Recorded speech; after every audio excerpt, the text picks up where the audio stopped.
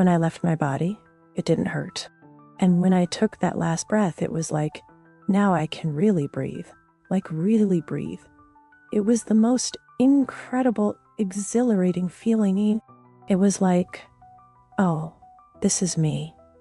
This is really me. I felt expanded. I remember just watching everything unfold. I saw the ambulance still driving there, almost in the parking lot, coming to me. They got my body on the stretcher and started doing life-saving measures to get me to the hospital. I just remember watching all of this almost as if it were a movie and having these feelings like, oh my gosh, these people really care. They don't even know me. Look how hard they're trying to help me. I now started admiring my body and thinking, yes, I'm grateful for that body. I'm grateful for my time here, but that's not really me. I'm Erica McKenzie, and I'm from Arapahoe, Nebraska. A small town in Nebraska. Actually, a town of about 1,000 people. There are no stoplights in town or anything. You didn't lock your doors. In fact, you left your keys in the ignition of your car. Generally, it was very much a small community. Everyone knew everyone. Looking back now, there are so many things I actually appreciate about it.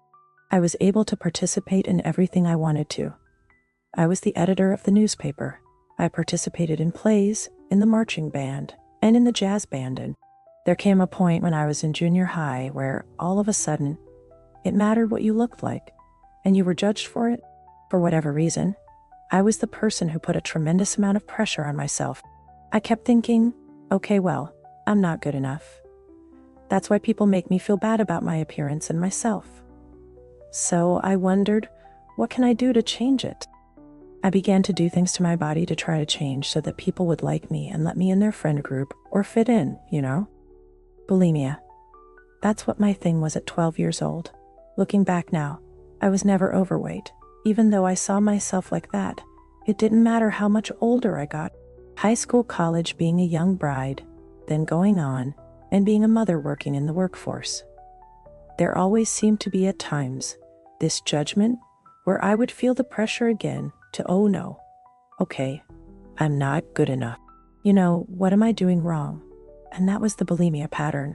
It just stayed with me, and that's how I coped with it. Fast forward to my first nursing job out of school. I worked for some doctors that prescribed phentamine, fen-phen, which is a class 5 narcotic. It's a diet pill. And back then, it was all the rage. People were taking it for weight loss. I never experimented with drugs growing up or anything, just had alcohol. So I didn't realize how addictive it is. I didn't even see that it was controlling my life.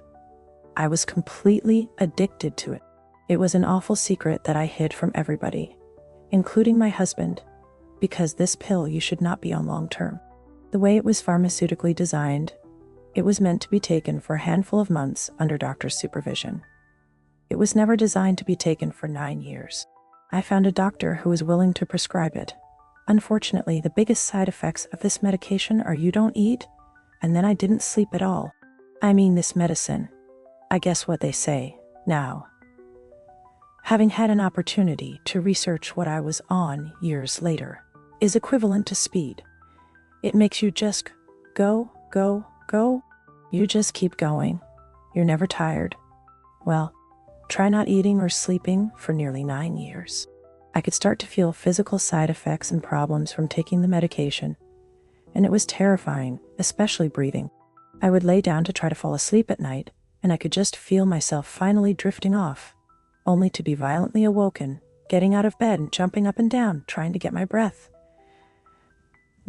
It was like my lungs weren't remembering what to do, and it feels like it's starting to shut down. It's terrifying. Over and over, I lived this scenario. I was doing very manic things, like being out in our yard at midnight with a floodlight, digging a trench to make a homemade waterfall run through the back of our yard. Well, if you're a landscaper, I guess that's, relevant. But if it's 1 a.m, midnight, that's not a normal thing to do. There were so many behaviors that I started having because of not eating and sleeping. I mean, it's just very manic. My husband was so worried. and he didn't understand what was going on. Like I said, I denied everything. I wouldn't let him in. I was embarrassed. I was so ashamed. My husband sat me down one day. He had had just about enough. The night before was especially bad, where I really thought I was dying. I couldn't catch my breath, and I was having a hard time even jumping. Usually jumping up and down would, at least, restart things. This time, it wasn't really helping so much, so it was kind of a difficult night, and I was up most of the night. Matter of fact, I don't really even think I went to bed that night. The next day, he sat me down. He was exhausted. He said, "You know what? We can't continue like this because I have to provide for our family and the kids need you." I should have just told the truth. I should have just said, "I'm not okay. We need to get the ambulance. I need to go to the hospital." That's what I should have done. But again, I was filled with so much shame, and I said, "I'm okay." I said, "I probably just need really good sleep." And he goes, "Okay, well, you got one of the kids in bed. Your bed waiting for you, So that's not going to happen here. I mean, we had a tiny house, And he's like, "Are you okay to drive?" And I just hid it from him. I said, "Yeah, I'm totally fine." He goes, "That Holiday Inn or whatever down the street, he's not even a mile from our house." He goes, "You will go there, and you're going to check in right now, and you're going to call me when you get to the room," he says. "You are going to sleep. You need to get rest." I drove, like you said, to that Holiday Inn, got to the counter to check in. The gal behind the counter says to me, "I'm so sorry, honey. We have no room at the inn. We are completely booked. There's a convention, and there weren't a lot of hotels out there at that time."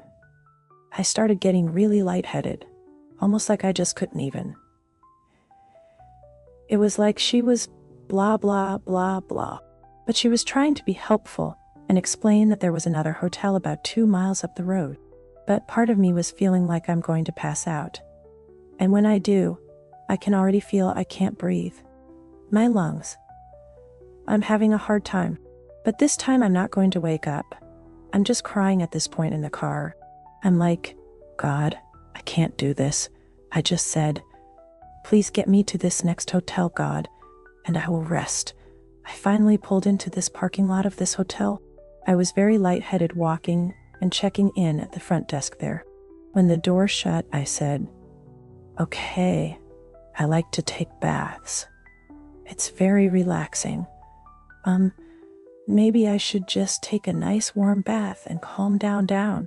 And then maybe calming down enough will get me in this kind of a Zen space that I can actually lay down and, take rest." I began to run the water to fill the bathtub. All of a sudden, I got this impending doomful feeling that if I get in the bathtub, I'm going to pass out in the bathtub, and I'm going to drown, and no one's going to find me. It was this feeling that I didn't have time even to shut the water off. It was like a ticking time bomb, and I was running out of time. I just found all of the energy that I could, and I fled out of the hotel room. I didn't have my car keys, didn't have my ring, didn't have my identification, didn't have shoes on. I remember running across the parking lot, and I get to the very last lane. A car almost hits me. The gentleman gets out, and he runs around to me. He's like, "Are you okay? Are you okay?" And I knew this was my lifeline. I'm crying, and I'm trying to get words out to make sense. The man spoke very broken English. I was having a really hard time understanding him, but I knew he wanted to help me. He opens the door, the passenger door, for me to get in. And sure enough, I look down on the passenger seat, and I have to pick this book up because I got to be able to sit down, and it's a Bible. He had a Bible, and that was God's sign that I should go with him, is what I felt. I had this peace in my heart, so I got in. He shut the door. He's trying. He's like crying because he almost hit me, And he doesn't really understand English well. I'm trying to communicate with this man that I need to go to the hospital. I need help. I'm dying. And so He drives up the hill. It's not even a mile away, and he pulls into this parking lot. There's this really tall, big man in the parking lot waiting for us. They both had to carry me out of the car and into this building, which was a church. So, he had taken me to his church, and that was the pastor that was helping him. He said, "Are you okay? Who are you? Okay?" I couldn't remember my name. I didn't know. He kind of got really pale. He knew I was going to die. He knew it, and he said, he slammed his fist on the desk to get my attention. He said, "Do you believe in God?" I just remember saying with every breath, "I believe in God." And when I said that, all of my breath left. It was so forceful. I was up on the ceiling. There was no way for me to get back in my body. I just had to let go. When I took that last breath, it was like now I can really breathe, like really breathe. And it was the most incredible, exhilarating feeling. It was like, oh, this is me. This is really me. And it was like I was expanded. I remember just watching everything unfold. I remember seeing that the ambulance was still driving there, almost in the parking lot, coming to me. They got my body on the stretcher, and they started doing life-saving measures to get me to the hospital. I just remember watching all of this almost like it's a movie and having these feelings like, oh my gosh, these people really care. They don't even know me. Look how hard they're trying to help me. I now started admiring my body and going, yes, I'm grateful for that body. I'm grateful for my time here, but that's not really me. I remember feeling this angelic presence to my right. It just enveloped me with love, and I let go. That's the best way to say it. As soon as I had this ease of letting go, that's when I started moving up this tunnel. Now I'm traveling at this supersonic speed. It was exhilarating, and it was filled with so much love that there were so many moments when I was in the tunnel that I thought, oh my gosh, I don't know if I can fit any more love into this feeling because I'm going to burst. I didn't see the angel physically with my eyes, but I didn't need to. The best way to describe it is that the human five senses that we recognize here on Earth, in our bodies, are confining. When I was in that form without the human shell, they weren't confined anymore. So I was able to see not just with these eyeballs, right? It was bigger than that. It was so much bigger. I could see and feel the angel. The angel was so incredibly beautiful and had this connection to me. It was like, how can one person get that much love? We traveled for quite some time, and I felt the angel's presence leave. That was replaced with this overwhelming presence of God. God was with me and all around me, and it was the stars everywhere. I was in the galaxy. It was the most incredible feeling. At the same time, I'm like, wow, I'm home. I knew I was home. That was home, not Earth. For the first time, I had that realization. It was so incredible to be with God in that presence. I remember having these, like, just so many feelings and thoughts flooding through my mind, almost like a Rolodex. As soon as I would think it, God would answer it, and God would fill me with more love. So, there was this big teaching moment happening. Then I remember God telling me to look in front of me. I looked in front of myself and admired all the incredible stars. I was seeing something unusual. I thought, wow, that's interesting. The stars were doing something. They were lining up and forming a huge, huge curtain. I saw the stars part, and then there was a 3, 2, 1 countdown. It was the life review of Erica McKenzie. The first picture on this movie screen was me in the hospital. My mom was holding me. She had just given birth to me. We started at that moment of the day I was born, and we proceeded to relive all of the moments in my life. One of the first memories was losing my first tooth in first grade.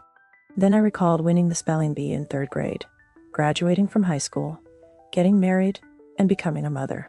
As we were reviewing these moments, I was filled with all of this love and admiration from God, along with positive teaching moments. I was relishing that. I was basking in it. However, I started to feel this human, rational side of me questioning everything. Wait, I was raised in a Christian home where we were taught that you would be judged for being a sinner. I began to panic, thinking, okay, God is not judging me.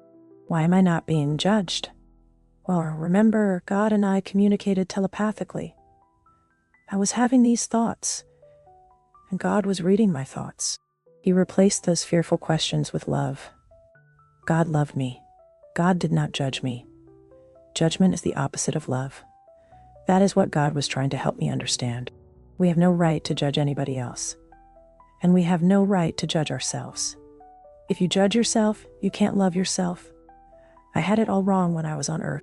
I wasted so much time judging myself. Look at what I did to myself. The toxic behaviors that I engaged in that led to my death. I remember God telling me to look to my right. Then, all of a sudden, in front of me appeared this big pair of eyeglasses that you wear to see. Except this wasn't normal sizes. This was the size of a small Volkswagen Bug vehicle. It's the best I can describe. And God told me to put them on. I thought, there's no way. How would I be able to put those on? I mean, they're the size of a vehicle, and I'm just a person. I remember my hands reaching for these huge glasses, pulling them close to my face, and putting them on.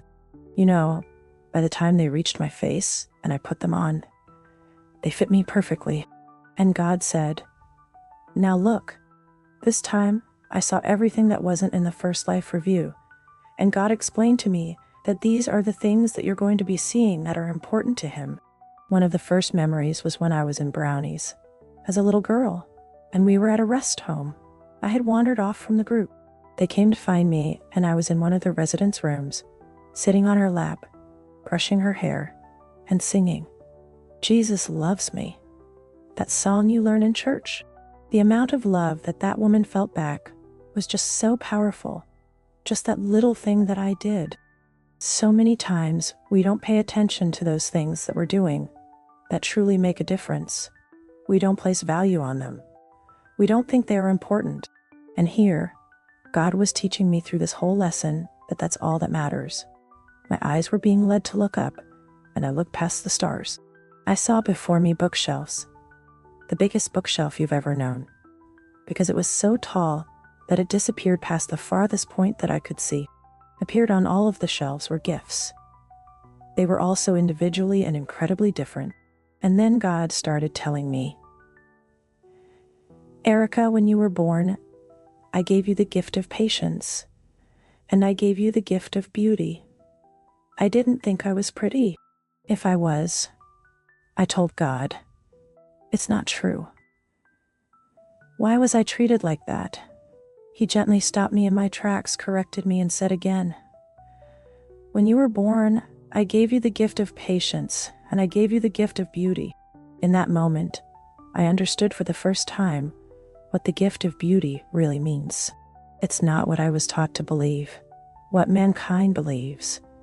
This was what God believes is beautiful. The beauty came from within my heart. My heart. It was such a relief for the first time to really not just hear it, but to feel it, that I was enough. All of a sudden, in front of me, the earth appeared. It's huge, and it's close enough that I can feel all of my family and friends. I see something that doesn't look natural. I remember telling myself, gosh, what is that? I can see that it's flames of fire, and they're engulfing the planet. Now, I have this impending sense of fear. Almost uncontrollable fear, and I'm terrified.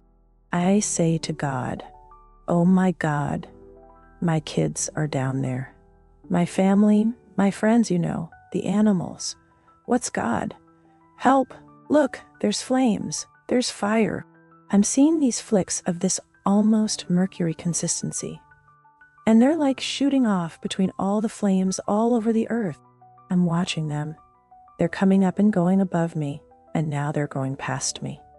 I wasn't allowed to turn around at the time, but I knew they were going into heaven. There were hundreds and then thousands. God explained to me those were the souls. They were lifting off, and look at them. They were all unscathed from these flames. Every time it was going past me, I had like this flood wash over me of relief.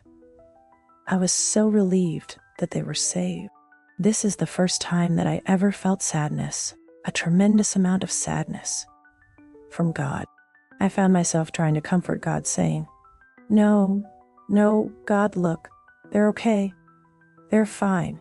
It's okay. They're all going into heaven. They are fine. And he said to me, look. So I had to look again. What I didn't see the first time, I'm now seeing.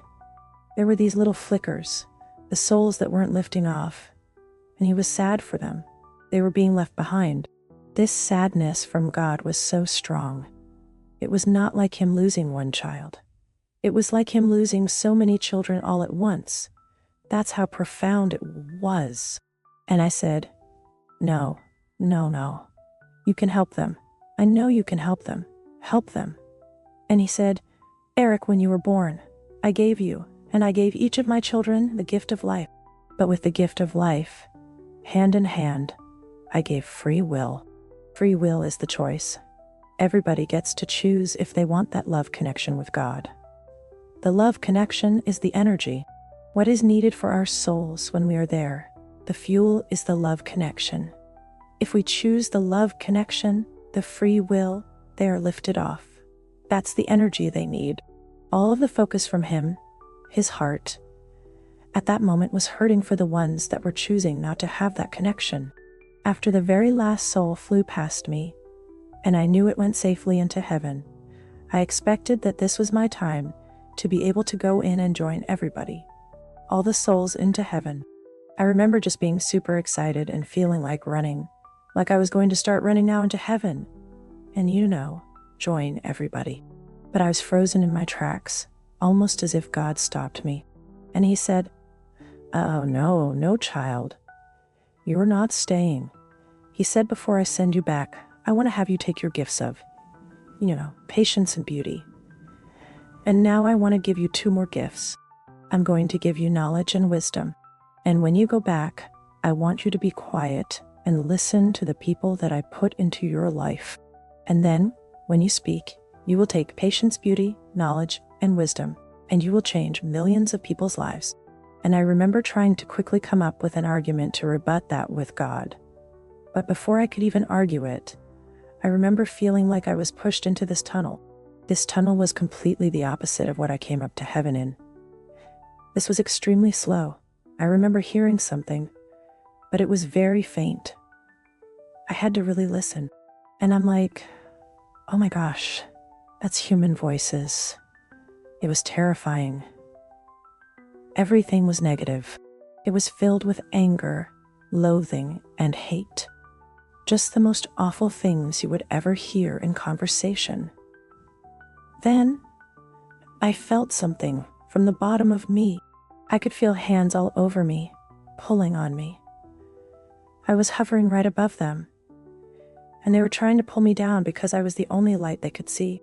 I was terrified because, with every sense that I could feel their fingers, it was draining the life force out of me. I was not home. God was not there. The only thing I could do was cry out to God. I said, God, help me. Please help me. I love you. I don't want to be here.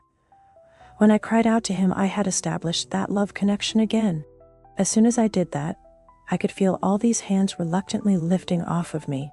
They couldn't pull me anymore, and I was now lifting back up high enough that they couldn't reach me. I had this connection with God the whole entire time. It was the fuel propelling me back to earth. Eventually, I found myself hovering over my body in the emergency room. I knew the inevitable, which was that I was going to have to go back into that body. I looked down at my body.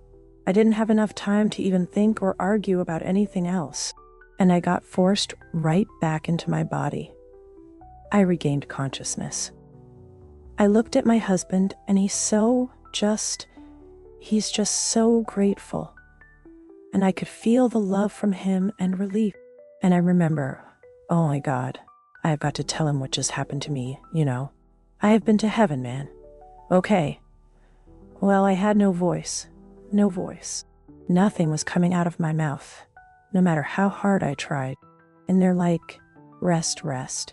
You know, the nurses are giving me the IV fluids and everything, like, don't even try to talk. They're like, you need to rest.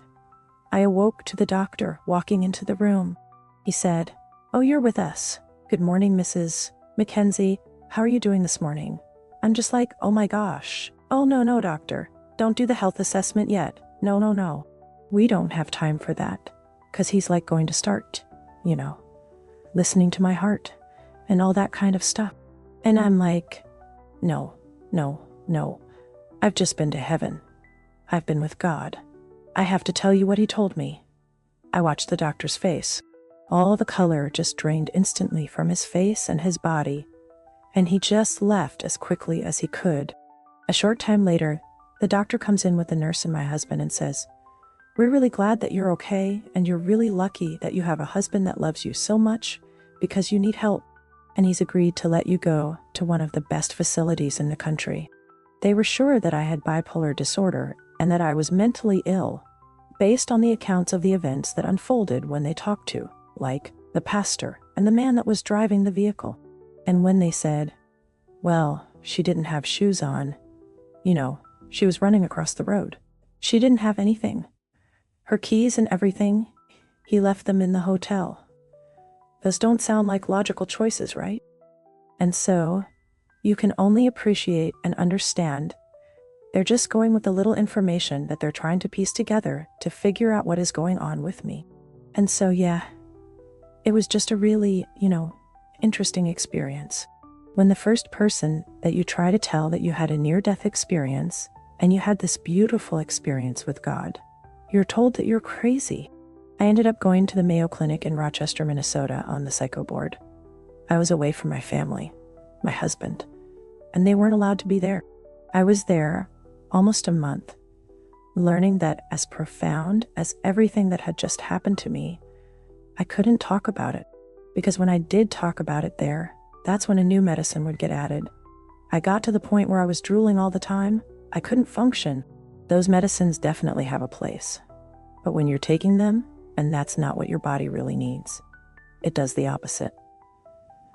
I had to learn to deny my experience. They said, well, did you really go to heaven? Did you really see God? I learned that when I denied it, then my medicines, I started getting less medicines. Oh, she doesn't need that one. Oh, let's titrate her down a little bit more on this one. She's fine. Oh, she's finally stabilized. See, it never happened. The experience never happened. And that's how I got out. My husband sat me down and he's like, "You are back. You are yourself. You're strong. And I'm so glad you trusted me to let you, go to the doctors and let them manage your care." And in that moment I told him, well, I'm so glad that you think I'm back, 'cause I am, and I am stronger than ever, but it's because of God. I told him that I'm not crazy. I'm not bipolar or anything. I said I had a near-death experience. I did die. He just broke down crying.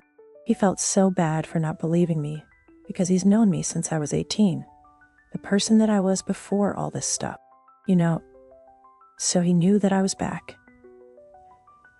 And I was telling the truth. I don't have all the answers. All I can tell you is what I feel from what I've gone through with this experience, learning to let the ego die and let God's thoughts and ways of how we're supposed to be living here, which is all about love. It's all about advocating for each other. I felt compelled to do hospice nursing because I was terrified of dying before this happened to me. And now, I just always think I would love everybody to have this peaceful feeling. Most people walking around today do not feel that they are loved. Each and every one of us is very important. What we all bring to the table is so valuable, and we are so loved. Life. This is a gift. Enjoy it. Find a way to get it satisfying to you so that you want to be here while you're here, but make a difference while you're here.